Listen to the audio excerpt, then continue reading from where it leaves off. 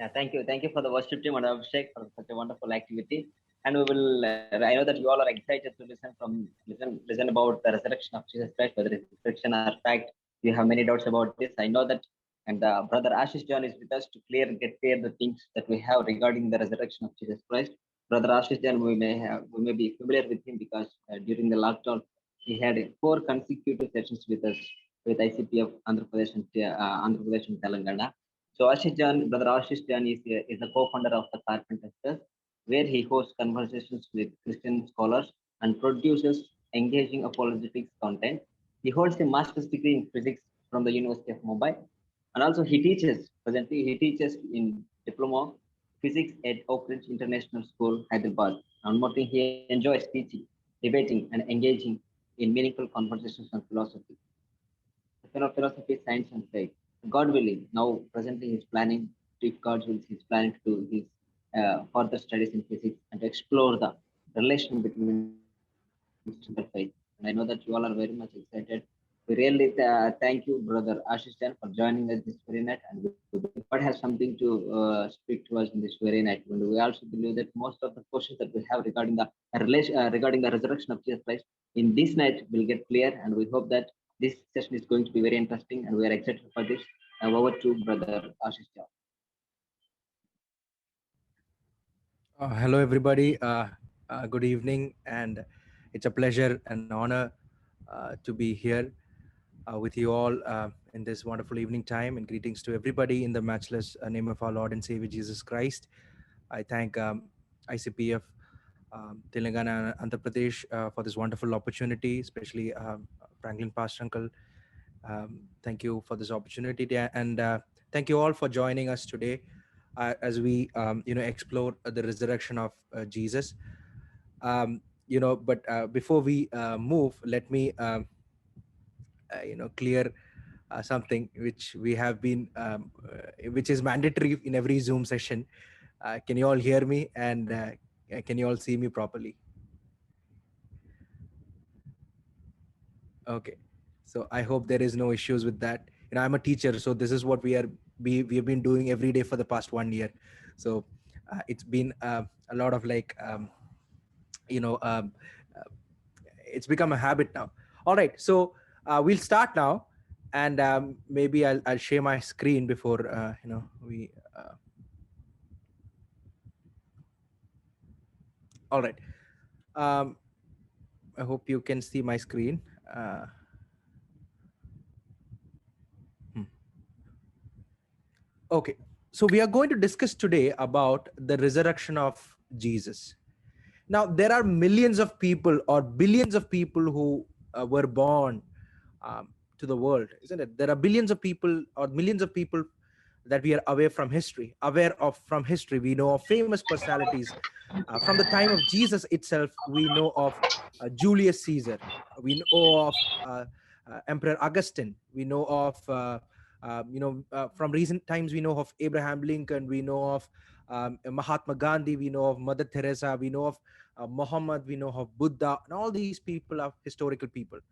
But we do not believe that they resurrected after their death, isn't it? We do not believe that they got resurrected after death.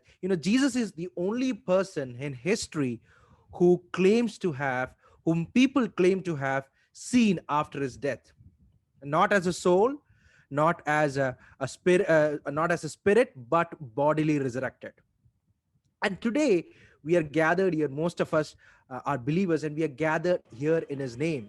We are gathered here because of his resurrection, isn't it? We believe that he resurrected, and we are gathered here because of his resurrection. And if we ever meet some of the people around here, I know them personally. My aunt and uncle is here, Preman and Nisteji, Franklin Pastor I know. There are many others I know, and there are many people whom I don't know.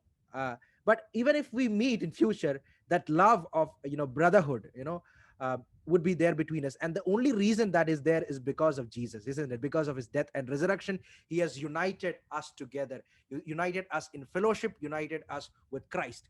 Yesterday we heard from Brother Jacob about the atoning death of Jesus.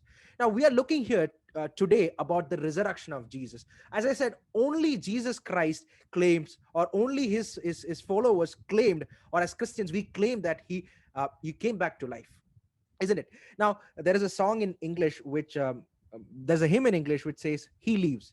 I don't know if you know about this. It's a popular hymn.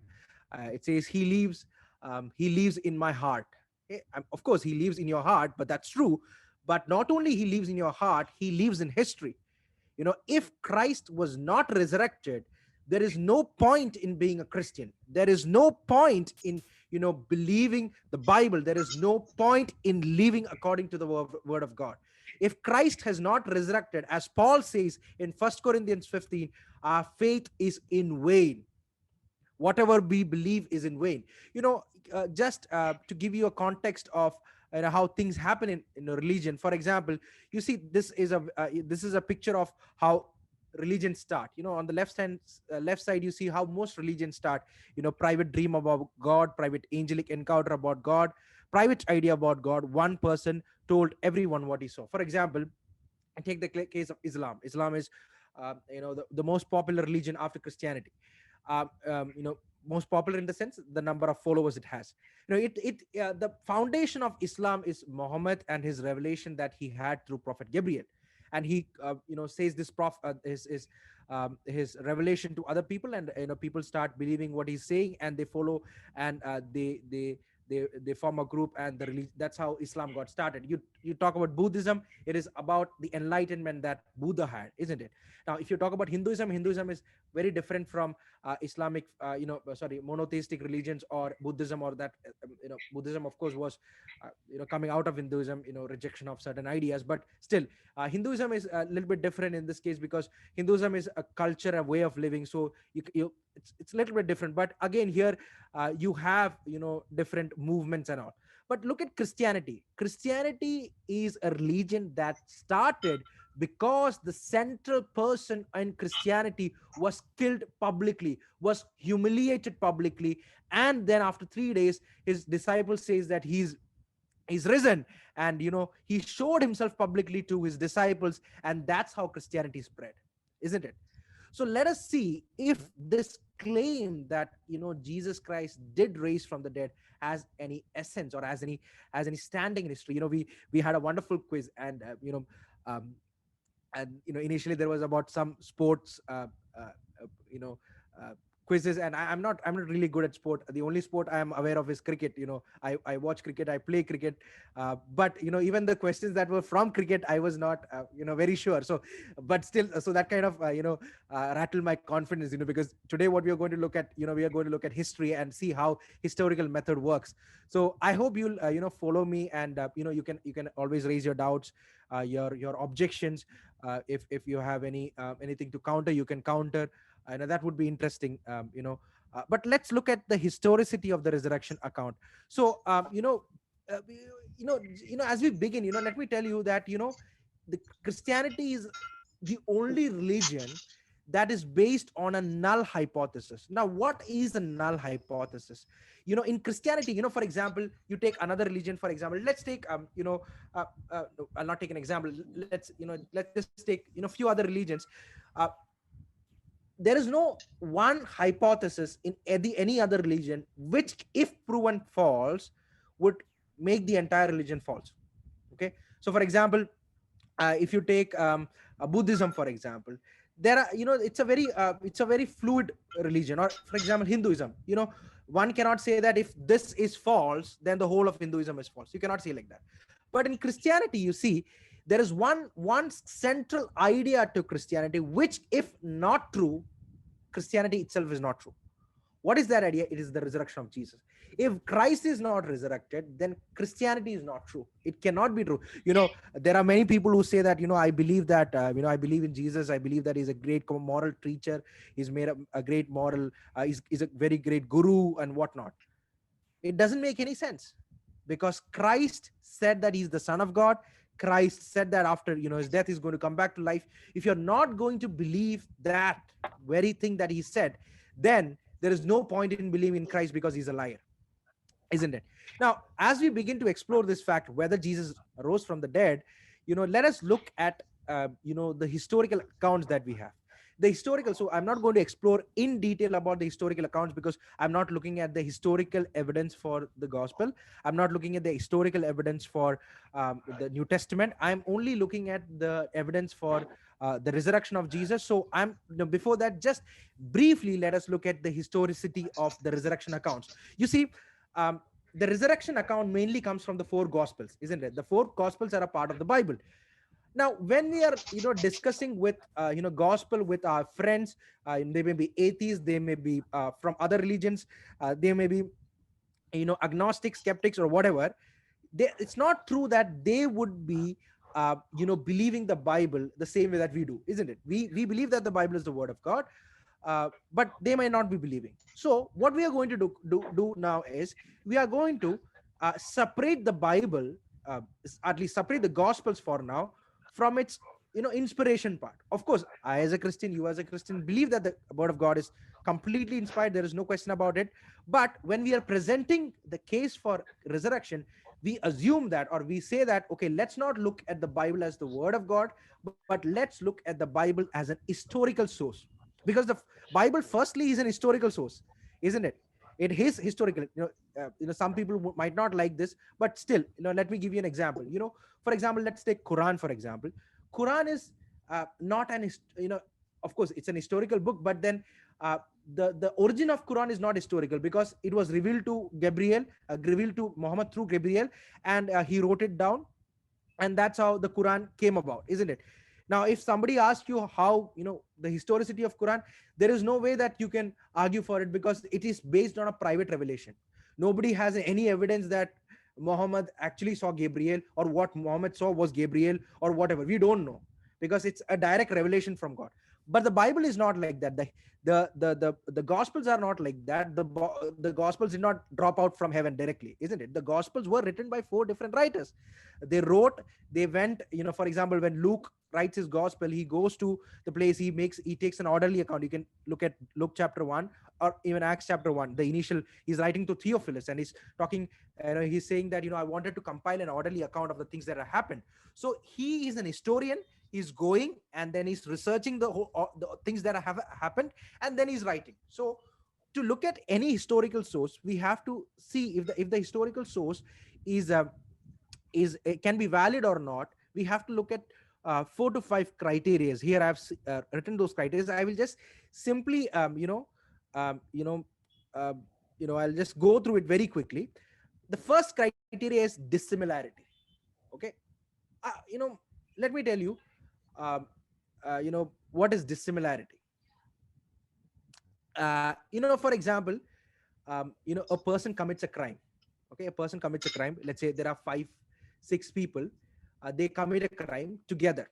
Okay, now they want to get out of that crime. So what they do is, they come together and they create a story, okay, with details in it. And when the officers catch them, so they are the prime suspects, the officers catch them, and one of the techniques that they will use is, they will separate out them individually and start questioning them individually, isn't it? And they start to question. Okay, and when they question, if the 6 people are giving the exact same story, then what does it mean? Does it mean that they are being honest, or does it mean that they have fabricated that story? I would be happy if I get answers, because I'm a teacher, so but I know most of us are shy, so but if anybody can answer, it would be great. What would you make if the 6 people are giving you the exact same account? Is they are giving you the exact same story? What does it mean? Have they fabricated that story, or have they are they telling the truth? Are they being honest? Exact same, word to word. Truth. Yeah. Think again. No. If everyone is giving the same answer, even after we disturb first. They fabricating, brother. They are fabricating. That's what you're saying? Yes. Yeah, exactly. They are fabricating. One example I will give you is, if you look at today's paper, I read English paper. So you take the Indian Express, you take the Hindu, you take the Times of India, you take one more paper. four papers. I think Blesson is there. He's a journalist, so you might know. If you compare these paper and you take one news out of this out of the paper, and you read that news from four different papers. Somebody, you take one story and you read it from four different newspapers. If you read it from different newspapers, you would get the same story, but you will not get the exact same words, isn't it? If you are getting the exact same words, then that means that it's copied from another. This is a very profound thing, because as I said, I'm a teacher. I'm giving an example from when we correct papers. If two people have written the exact same answers, then we know that there is something that was going on, isn't it? So we then call them and try to we know that they have copied, isn't it? So the criterion of dissimilarity is important. So for example, if you look at four gospels, there are different areas where there are contradicting claims. For example, one example I'll give you is the number of angels that appeared after Jesus' resurrection. Some gospels mention there was one angel, some gospels mention there were two angels, but I'm not sure which gospel mentions which angel. We can look at it if you want to look at the number. You can also see a dissimilarity in the women that went to the tomb of Jesus on the day of the resurrection. So different gospels mention different women. Okay, so that means there are different, of course there were women who were going, that is true, but who went, that is similar names are there, but somewhere you'll see an extra woman, somewhere you'll see two extra women, somewhere you'll see only one or two women, like that. Okay, I'm not going into the exact details. So that is dissimilarity. So if an account has got dissimilarity, that means it is authentic. The writer is writing it from memory. Okay, he's bound to make mistakes. Okay, now this doesn't affect the inerrancy of the scripture. Don't think that it is affecting the inerrancy of the scripture. It does not affect the inerrancy of the scripture. Second thing is the criteria of coherence. What is coherence? Coherence meaning, is the story in essence the same, isn't it? Is the story the same? Of course the story is the same. The story is that there was a man called Jesus who was a preacher.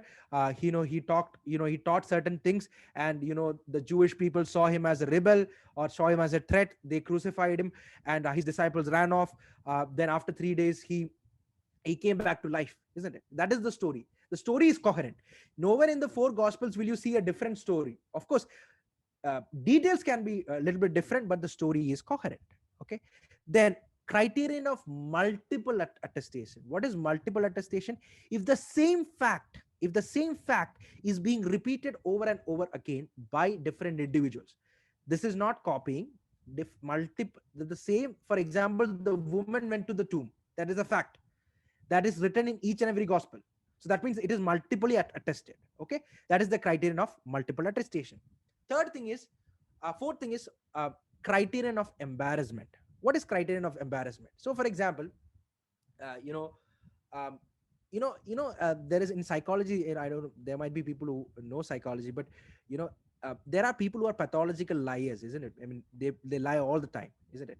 And one of the areas that if you want to lie, lying is wrong, but if you want to lie to someone and convince them, the best way to do is to include some embarrassing details in the story.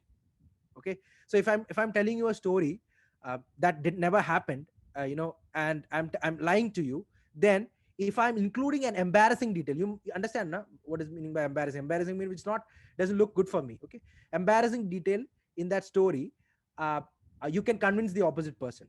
The opposite person would think that it's true, isn't it? So here also, historians use the criterion of embarrassment, because if the writers are writing embarrassing details, that means the story is true. Let me give you an example. Jesus had 12 disciples, and when Jesus died, what happened to these 12 disciples? Did they follow the Lord till the last moment, and did they were they ready to be killed with Jesus? Were they bold, and were they strong to be killed with Jesus? Is that what happened? Or were they afraid? Guys, you can respond. I'll be happy if answers come in. What did happen to the disciples? Were they bold enough to face the Romans and say that my favorite disciple is Peter, because I see a lot of Peter in me, isn't it? Just when Jesus was being taken, and this woman asked him, you are one of them. He said, no, I don't even know him, isn't it? That's what Peter said, isn't it? Peter said that I don't even know this guy. And look at after Jesus died, what happens is these people, they scattered, they just run off, isn't it? That's an embarrassing detail, but still the gospel writers mention them. The reason why they are mentioning is because it's based on truth, isn't it? The criterion of language. Okay, I'm just going through them just simply. And if you remember, couple of during the lockdown, beginning of the lockdown, we had a similar class. So people who are in them would already be familiar with this criterion of language. Some of us, all of us speak English. The class is going in English, but let's say if you take Hamlet or Julius Caesar and start reading it, would you understand what Shakespeare has written? I won't understand 50% or 60% of what he has written, because Shakespeare wrote 400 years ago, isn't it? And the language was different, isn't it? Language was different. But at that time, the language that Shakespeare is using is a very common language, isn't it? It's a very common language. For example, if our parents come and read some of our WhatsApp text, and the colloquial or the slang words that we use, sub bro, these are not the words that our parents would understand, isn't it? Because it's something that is unique to our generation. Yeah? So similarly, during the first century, if you're looking at a first century document, the language of the document should be that of the first century. Okay, so for example, you can compare the gospel with other first century documents and see if the language is matching. Okay, and this whole thing is an entire part of textual criticism. Very interesting field. Yeah, so this entire thing, you can actually reconstruct the whole old text. So these are the criterias that we use to see whether a particular text is historical or not, is an historical source or not.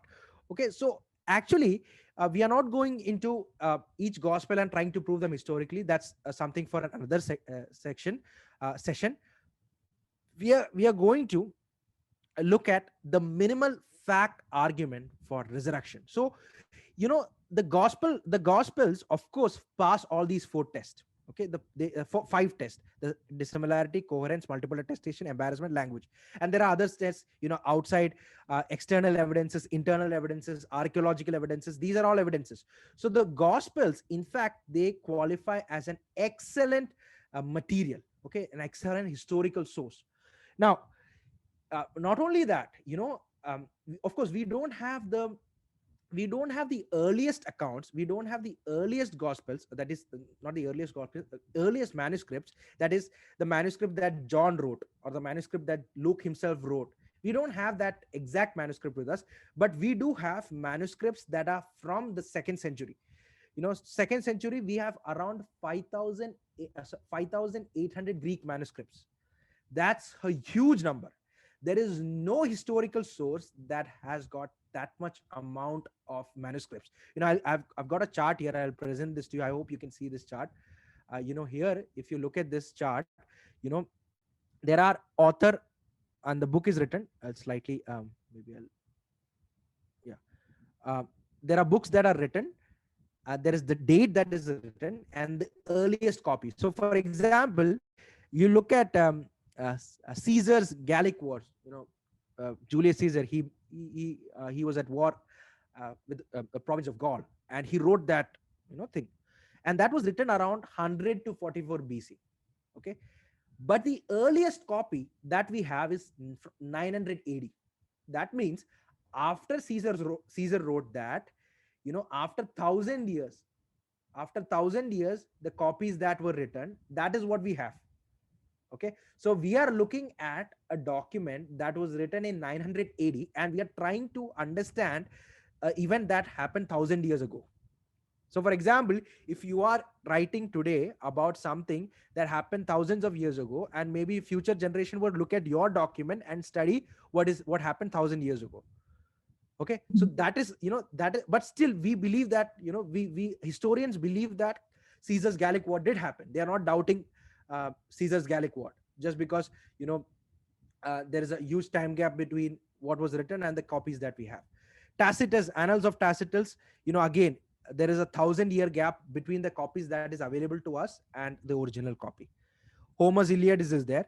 But look at the New Testament. New Testament was written around 50 to 100 AD, and the copies that now we have is from the 2nd century. See, we have a portion from AD 114 that is actually Papyrus 52. It is a part from the Gospel of John. It's somewhere near 110 or 120 AD, and that is very close to the original book of John. Okay, we have all this in 100 to 200 years after it was written, the copies that we now have. Okay, this is not even close to other historical sources. Doesn't even come close to this. We have more than 5,000. Here we have a number of copies, but that number of copies is somewhere between 5,500 and 5,800. But look at the next best. The next best is Homer's Iliad. Homer's Iliad has got around 700 copies, roughly 700 copies. Okay, now these 700 copies, and compare it to the something 5,500. That 700 copies is just over 10, 12 or 13%, isn't it? So you look at the amount of sources that we have to historically look at the gospel. So historically validate the gospels. I hope you have been following me so far. If you have any doubts, you can go and ask now, because I'll give you 2 minutes time, and then we are going to look at the null hypothesis and the minimal facts, because that's a different section altogether. So I'm just breaking here for a sip of water. But meanwhile, you can, if you have any queries, you can ask. I know I was running a little bit, so.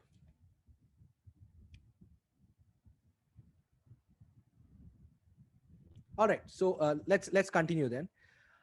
So what we are looking at is, I hope I'm not boring you. Anyway, if you are being bored, just wait for 20 or 30 odd minutes. Okay. All right. Christianity is null hypothesis. So what we are looking at is, we are looking at the resurrection of Christ, and we are saying that, okay, we'll consider this as a null hypothesis. What is a null hypothesis? It's a default hypothesis. Okay, so our null hypothesis is that Jesus rose from the dead. There is an alternative hypothesis. Jesus did not rise from the dead. Of course, you might wonder that there are people who claim that Jesus never existed. What about those people? But let me tell you, in a scholarly academia, that is people who study the New Testament and the historians who study first century history, 99.9% people believe that Jesus Christ existed, and the stories about him that we hear are more or less true. 99. There are only three people in the entire world right now. I'm not talking about lay people. I'm not talking about lay people like you and me. Okay, I'm talking about scholarship. I'm talking about people whose expertise is in New Testament and first century history. There are only three people who believe that Jesus is a myth. Okay, that's like 0.01% or something. Okay, one of them is Richard Carrier. Some of you might have heard about him. Richard Carrier is very popular. So he's one person who believes that Jesus is a myth. So there is enormous evidence that Jesus existed. Okay, and there is enormous evidence that he was crucified by the Romans. Okay, so if he was crucified, the first thing that we have to assume is that either he rose from the dead or he did not rise from the dead. Now what we are looking at is, we are looking at the evidence, and we are trying to see which of these two possibilities are true, isn't it? Which of these two possibilities are true? This is how every science works. This is how every case is solved, isn't it? We look at the evidence, and we will look at which data best fits the evidence. Now there is one more thing as we proceed. There might be people who are in the call, or maybe there might be people whom you talk to, who will say that, who will say, forget, resurrection can never happen, isn't it? How can a dead man, in the first thing, don't forget about all the proofs that you have. Use your logic and decide, whether someone can come back to life or not, isn't it? That is called as presuppositional approach, where people they already have a worldview in their heart. They already are assuming that nobody can rise from the dead, and they're trying to force that opinion and look away at the evidence, isn't it? But whenever we are looking at something, we have to go we have to lead to where the evidence is pointing us out. I'll give you one example. uh, no, not one example, one quote. uh,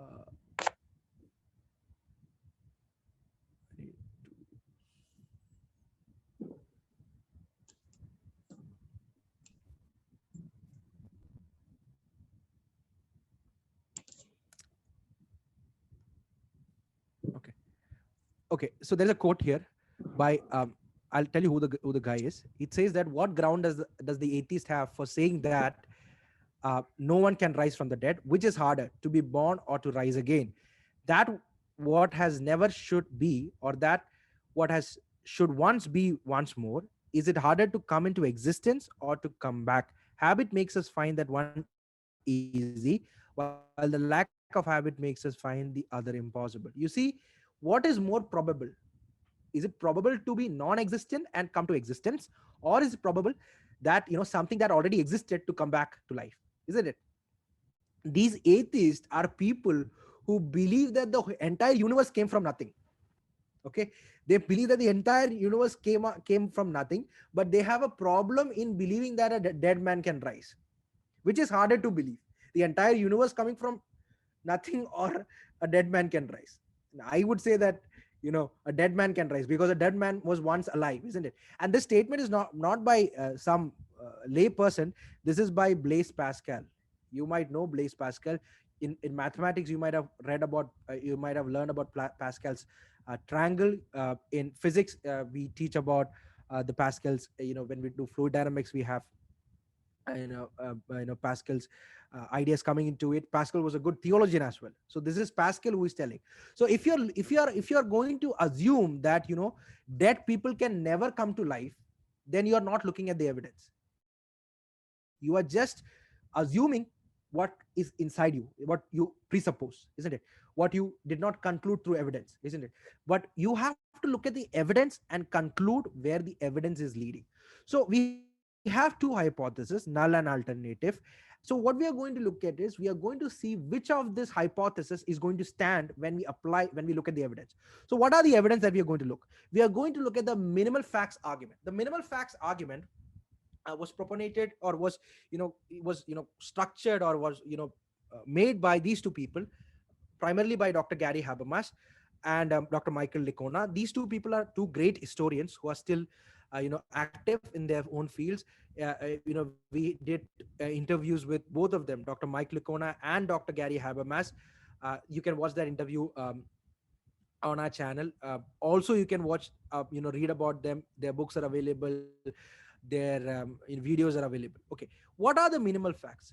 The minimal facts are those facts, okay, that are accepted by virtually all critical scholars. Okay, all critical scholars meaning scholars that are Christian, that are non-Christian, that are skeptic, that are atheist. Okay, we are not talking about laymen here. We are talking about people who have their research work in New Testament and New Testament history. Okay, we are talking about proper historians. We are not talking about normal theologians, or we are not even talking about apologists. We are not even talking about laymen. We are talking about people whose scholarship lies in these fields. For example, if you want to learn physics, or if you want to learn quantum physics, you are going to listen to a person who did that thing, or who did a PhD in that. Your professors are all PhD, isn't it? Who has expertise in that subject. You are not going to listen to a medical doctor about physics, isn't it? Because a medical doctor's expertise is in medicine. If you've got injury, or if you've got some physical problem, you're going to approach a medical doctor, isn't it? You're not going to come to an engineer and try to fix it, isn't it? So when we are looking at the resurrection, we have to look at the people who have spent their entire life researching those things. So minimal facts are those facts that everybody agrees. Everybody meaning atheist scholars, Christian scholars, skeptical scholars, liberal scholars, all these scholars should agree. Okay, so we are not looking at the facts that only Christians would agree. We are not looking at the fact that only atheists would agree. We are looking at the facts that everybody would agree, almost 100%. Okay, so what are these facts? Okay, what are these facts? We'll come to this. These facts, are these seven facts that we have chosen. These seven are Jesus's death on the Roman cross. Okay, Jesus's death on a Roman cross is an undisputed fact. It is believed, or it is agreed by all scholars. All scholars meaning scholars from like Licona and Habermas, who are actually Christian scholars, to John D. Crossan, E.D. Sanders. All these people are Ludman, Greg Ludman, and all these people are actually people who are not Christians, who are liberal theologians. These people also agree to the fact, and people like Habermas and Licona, who are Christian scholars, they also agree to the fact, because the evidences suggest that, okay, Jesus died on a Roman cross. The second fact is that the disciples had experience that led to believe that Jesus had risen from the dead. So for example, we all have some of the other people whom we have lost, isn't it? So some people, we have close ones who died, isn't it? But we never expected them to come back to life. Or even if somebody says that, I saw a dead person, it is probably an illusion that they have, isn't it? Illusion that they have. Or if some people might say that, okay, that spirit or soul or whatever, I don't know, I've never seen. So but disciples did not see the spirit of Jesus, they saw the body of the risen Jesus. Okay, they did not see the spirit of Jesus, they saw the body of the risen Jesus. Or else they were convinced that whatever they saw, they were convinced that that is a physical resurrection. Okay, it's a physical resurrection. Okay, and that's why they started proclaiming the resurrection of Jesus in the early church. Okay, and we'll go to the fifth fact. It says that Paul of Tarsus was an opponent of Christianity. He wanted to destroy the Christians, but he encountered risen Jesus and he started preaching about risen Jesus, isn't it? James, who was the brother of Jesus, was again a strong skeptic. He did not believe that Jesus was the son of God or something like that. When Jesus was alive, he ridiculed Jesus, isn't it? He was not very fond of his own brother. Convincing, we are three brothers. If you have a brother, to accept your brother is the greatest challenge that you will have, isn't it? To accept. So that's the same thing that happened with James. He could never accept that his own brother was the Messiah, isn't it? But his own brother James, who was a former skeptic, he believed that Jesus is God. Why did he believe? Okay, seventh and last one is the discovery of empty tomb. Empty tomb was discovered by a group of women, and this is technically agreed by 75% scholars.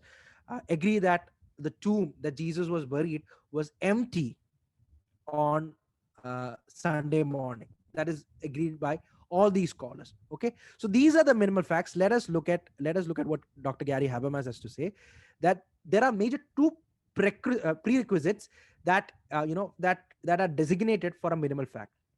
Okay, firstly, that it should be established by adequate scholarly evidence. Whatever these facts are, they should be historically established. They should be historically established by evidences from multiple sources. We are not just looking at the Gospels. We are looking at the sources that are from Josephus, Tacitus, Suetonius, and all those people. We are also looking at the writings of the 2nd century fathers and all these things. And they should be accepted by vast majority of contemporary scholars in their relevant fields. So whenever you are considering a fact as a minimal fact, that means it is adequately historically historically accepted, and it is it is accepted by a large number of or majority of scholars who are working in that field.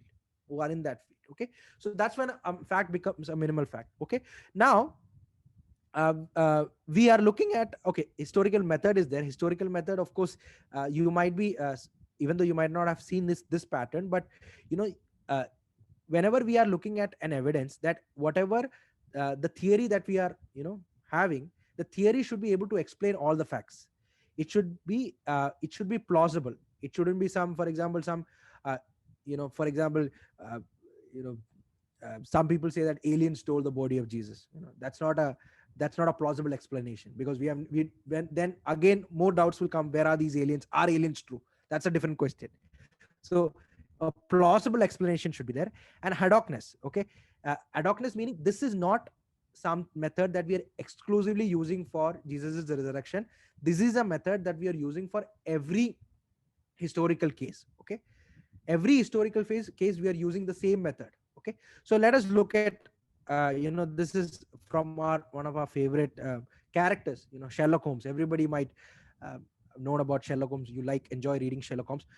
You know, Sherlock Holmes says this, you know, Sherlock Holmes means the author of Sherlock Holmes, Arthur Conan Doyle. He says that it is a capital mistake to theorize before one has data. Insensibly, one begins to twist facts to suit theories instead of theories to suit facts. So what is saying that without having proper data, you cannot start theorizing. You know, you have to look at the data, and then you have to accordingly reach a conclusion. You cannot fit your you know, you cannot twist the facts. You cannot twist the facts to fit your theory. Okay, you cannot break the facts. Facts are facts, isn't it? They are not going to change. So we are looking at only five of these minimal facts. The first is Jesus's death on the Roman cross. Second is the discovery of the empty tomb. Third is the early eyewitness claims, that is, you know, claiming that Jesus, you know, they saw Jesus. Fourth is the conversion of Saul and James. And fifth is the rise of Christianity. These are the five facts. Just remember, if you want, you can just take a screenshot and keep of this. These are the five facts that are agreed by all scholars. And we are going to look at which theory is going to explain all of these five facts. Okay, we are going to look at which theory is going to explain all of these five facts. I only have 8 minutes. I wanted to, you know, finish 5 minutes beforehand because I wanted to hear from you as well. But anyway, let's just quickly go and see what are the best explanation. Okay, see, there are four theories that we have.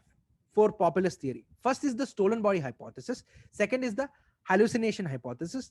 Third is the swoon hypothesis, and fifth is our hypothesis. Okay, our null hypothesis, that is Jesus did rise from the dead. First is the stolen body hypothesis. We are going to look at this hypothesis and see if this is going to explain all of this facts or not. Okay, so what is the stolen body hypothesis? You read the stolen body hypothesis. This was the first hypothesis. In fact, this hypothesis was given by the Jewish people itself. You know, when they saw that the body was missing, they said that the disciples stole the body. Okay, they were not able to find the body. They said that the disciples stole the body. That would explain Jesus' death on the cross, because Jesus died. They are not arguing against Jesus' death. They are not arguing against Jesus' death. They are also not arguing against the empty tomb. Empty tomb also they agree, but they cannot explain the eyewitness claims of the risen Lord. For example, they cannot explain what Peter, Paul, James, and 500 people, you see, in 1 Corinthians, they said that they saw the risen Lord. And these disciples were preaching about the risen Lord in Jerusalem, in front of the people who killed Jesus. Now, if Jesus's body was still there, they could easily, if say tomorrow if I die, and then let's say, you know, some of my friends, they cannot believe that I am dead, and they start preaching that I've been resurrected. You know, some of you can come and, you know, go to the place that I've been buried, and, you know, take out my body and show that this is the body of this person, and these people are lying to you. Same thing. The Jews killed Jesus. Pilate, you know, under Pilate, Jesus was killed. And the disciples were talking to that same people who killed him, who saw him die. And if Jesus was really dead, they could have produced the body. So they cannot explain the eyewitness claims. They cannot explain, because all scholars believe that after Jesus's death, the disciples saw Jesus. Now they have different explanation. They say that it is hallucination, it is they saw some spirit or whatever, but they cannot explain. They cannot explain the stolen body hypothesis. Cannot explain the eyewitness. Thirdly, secondly, it cannot explain the conversion of Saul. See, Saul was someone who was persecuting the church, who was killing the Christians, and he, sometimes people say that sometimes hallucination does happen. Hallucination happens when you want to see someone. For example, if you die, if you someone very close to you dies, and you are not able to grasp, you're not able to come in terms with that sorrow, then you constantly think of that person, and then maybe your mind might trick you into seeing something that of that sort.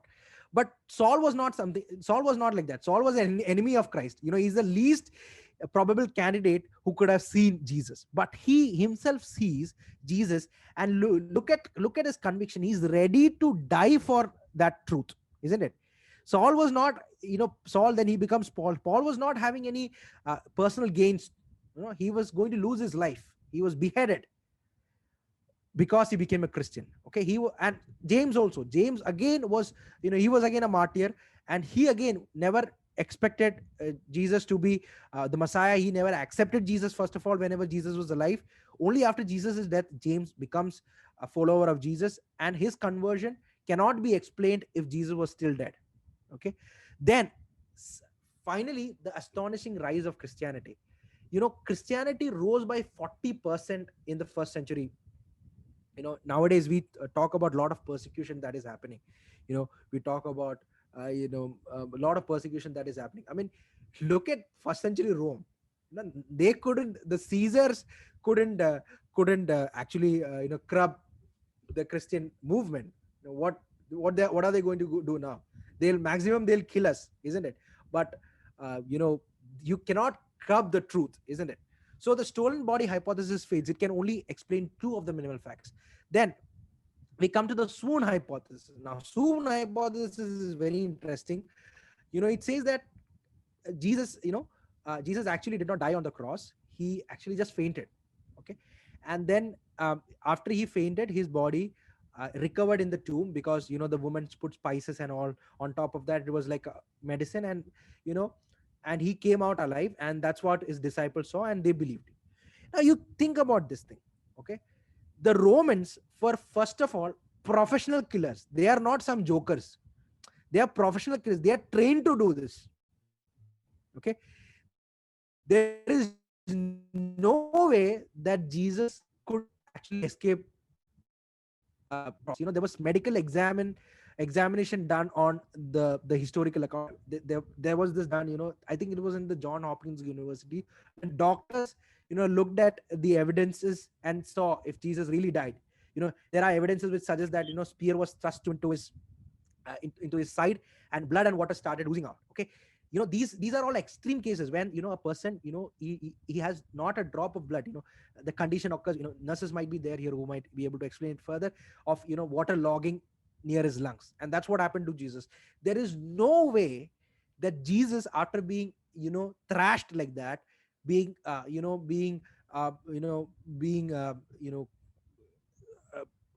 tortured like that, crucified, and being able to escape.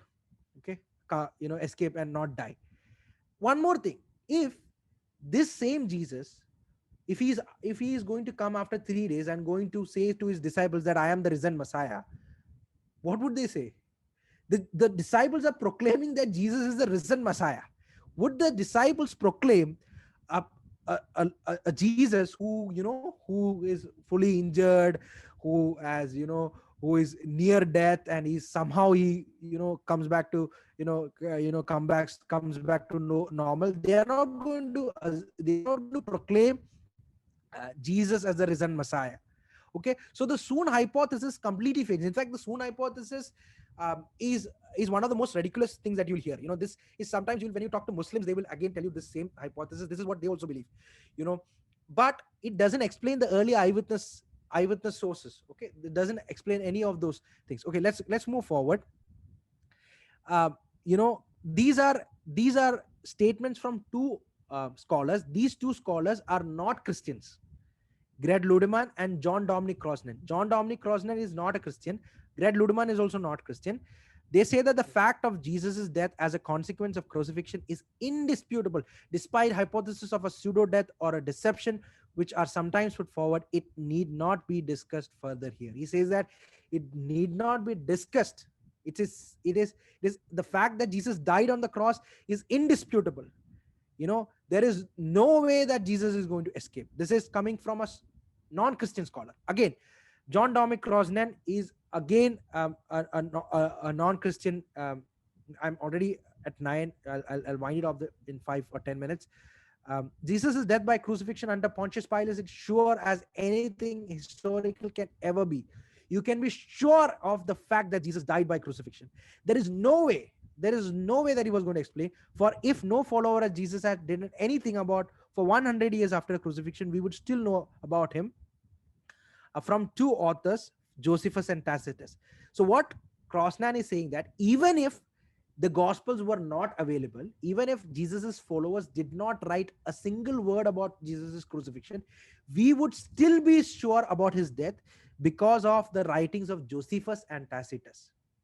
Okay, that sure, the surety of Jesus's crucifixion and his death is that absolute in academia. Okay, now let us come to the hallucination hypothesis. Hallucination hypothesis is again something that this is again, look at their eagerness to bring about hypothesis, because they cannot explain the post-mortem sightings of the Lord, because they cannot explain because see, Christianity was founded on the fact that Jesus came back to life, and the disciples did saw the risen Lord. Okay, so the theory that the disciples were actually seeing a hallucinated Christ can explain Jesus' death on the cross. It can explain the early eyewitness account also. It can explain why the disciples saw Jesus, because they were hallucinating. But it cannot explain the empty tomb. Okay, it cannot explain the empty tomb. See, when the disciples saw Jesus, initially they were afraid. Okay, they first of all, they were not expecting Jesus to come back, because the idea that disciples had was Jesus is going to overthrow the Romans. You know that in the entire Bible, this idea is there. Jesus is going to overthrow the Romans. And that very Jesus, he's humiliated. He's killed by the very same Romans that these disciples thought he was going to conquer. And the disciples were, scared. They started running. They ran off. And again, when he resurrected his own disciple, Thomas said that I am not going to believe until I put my fingers into the palm of his hands, or his hands, isn't it? And his side. That was the amount of skepticism that the disciples had. And you see, whenever they saw Jesus, they saw, for example, Jesus broke the bread on the way when he was on the road to Emmaus. Jesus was on the shore of Galilee. He was roasting fish. And spirit and souls do not eat. But Jesus is telling them that, this is a bodily resurrection. This is not a spiritual resurrection. This is a bodily resurrection. He's physically alive. Okay. And the disciples started proclaiming this in Jerusalem first. Jerusalem, the very own place where Jesus was crucified, was killed. That very own place that, where the disciples started proclaiming this. Okay. And they were also ready to die for that. If the disciples cooked up this story, then at least when they were caught and when they were going to be killed, they would say that, this is a story that we made. We don't believe. But they were so convinced of their version. They were so convinced that they were willing to die for it. Okay, they were willing to die for it. Now let us look at the resurrection hypothesis. Only and only the resurrection hypothesis fits the data. It explains why, it explains the data that Jesus was dead on the Roman cross.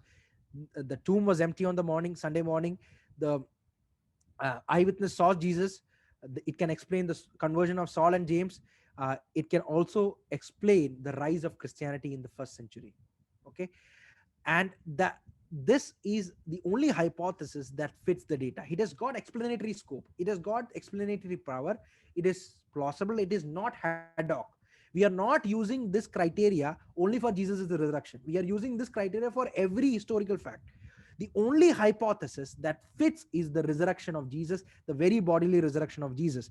The only way you can you can say that this did not Jesus did not rise from the dead is by assuming that resurrection is not possible. If you're assuming that God does not exist and resurrection is not possible, then you whatever the data you have, you will believe otherwise, isn't it? I have two books here. One is The Case for Christ. This was written by Lee Strobel. And then this is another book, Who Moved the Stone, by Frank Morrison. And right now I'm not in Hyderabad, but I'm currently based in Hyderabad. If you want to lend this book, of course you can ask me, I'll give them to you. These are two books that were written by journalists. Both of them were written by journalists. Frank Morrison was actually trying to write a book to claim that the resurrection never happened. But as he was researching, he understood that he has to believe the resurrection happened because the evidence was overwhelming. Same happened with Lee Strobel. You might be aware of Lee Strobel. Lee Strobel again was a journalist. He was an atheist. Both of them were atheists. He was an atheist. He did not believe, and his wife became a Christian. He wanted to prove to his wife that whatever you're believing is false, is not possible. So he started to research on the resurrection of Jesus, and he was convinced that the resurrection did happen. That is the amount of evidence that we have. If you just open your eyes, you would see that the resurrection of Jesus is the most well attested facts in history. Okay, and you don't have to be a doubting Christian. You don't have to you can believe that the Bible and the gospel is completely historical, and the data that is provided is something that you can trust, isn't it? And Christianity rose because of the resurrection of Jesus. That's why Paul says that if Christ did not rise from the dead, our faith is in vain and our belief, everything is in vain. Whatever we are doing, the baptism that we are doing, the life that we are living is simply zero. Okay, there is no need to live a holy life if Christ was never risen. Our faith is nothing, isn't it? Now I'll not go through the other slides. This is N.T. Wright. He's saying that, as an historian, I cannot explain the rise of early Christianity unless Jesus rose from again, leaving an empty tomb behind him. If there was no resurrection, there would have been no Christianity. And this is Paul's argument. Premise one is that Jesus rose from the dead, then Christianity is true. And we have looked at the evidence that, firmly attests the fact that Jesus rose from the dead. And if Jesus rose from the dead, then we can claim that Christianity is indeed true. And if you want to look more on this, there are many, these are two books. I have these books always with me. If I'm in Hyderabad, when I come back to Hyderabad, you can, of course, if you want to read them, I can lend it to you. There are other, YouTube videos that you can watch of Dr. Gary Habermas, Licona, and Lee Strobel. There are another books you can use, Case for Christ, Case for Easter, Case for Resurrection by Gary Habermas and Mike Licona, Resurrection of Jesus, The Sun Rises by Craig, Resurrection of the Son of God by N.T. Wright, and Who Moved the Stone by Frank Morrison. I'm willing to stay back if you have any doubts. If any questions that needs to be answered, you can go ahead and ask. If you want to get in touch with me, you can do on Facebook, Instagram. We have the Carpenter's Desk is there. You have resources there. You can look into it. There are a lot of people here who are well capable of these topics, that you can approach them. Only the thing is that if you have doubts, don't keep it with you. Ask them. It's better to ask your doubts and get it cleared. If you don't fight with your doubts, of course fight with your doubts, don't suppress it. Okay, don't brush it away. Your doubts has got answers. Whatever the struggles that you have, it has got answers. Don't I'm not going to judge you if you say to me a doubt that is that you have. You can definitely approach me, approach any one of us here. And thank you, ICPF Hyderabad and Telangana. I'm sorry if I was running way too fast.